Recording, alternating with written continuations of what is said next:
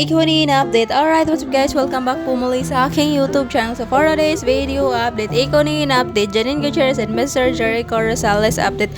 Jericho Rosales with Janine Gutierrez, ganap po nila sa La Union. So ito nga binahagi ng brother ni Miss Janine Gutierrez na si Diego Gutierrez, kaganapan nila sa La Union. So well, alam kong kilalang kilala nyo na kung sino yung mga nakatalikod guys. So ayan nga, Pamilya Gutierrez with Mr. Jericho Rosales and si Janine, si Maxine, si Jericho of course, and si Daddy Munching, last but not the least si Jessica Gutierrez guys. And kasama nga tong video na to sa binahagi ni Diego guys. Palagay nyo guys, sino yung apat na andyan sa dagat na naliligo guys. Tingin nyo, andyan ba si Miss Janine, andyan ba si Mr. Jericho Rosales. So ayan, i-zoom nyo na lang guys. And more kaganapan behind the scenes during their shoot for the Ebesben Christmas ID 2024. So ayan, tour ni Miss Janine Gutierrez na kumanta.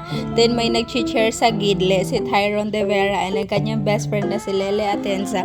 Of course, si Ma'am She Jolens, ang kanyang boyfriend na si Mr. Jericho Rosales, nag-cheer sa gidle. Ayan nga. At tawang-tawa nga si Miss Janine kasi mahihain po si Miss Janine Gutierrez. And tour naman ni Mr. Poge, Jericho Rosales. Ayan, siya naman yung kinakantsawa ng mga nasa gidle. And si Jody, si Inay Maria, si Ma'am She Jolens, si Janine, ang girlfriend. So ayan nga guys, more kaganapan na behind the scenes during their shoot. Ayan ang Pamilya Lavender Field. So ayan lang guys, hope you guys like, share, comment, and subscribe again and again. See you on my next update for Ikunin. So ayan ang kanilang kaganapan. So ayan si Echo, si Jody, din yung iba pang kasali sa Christmas ID.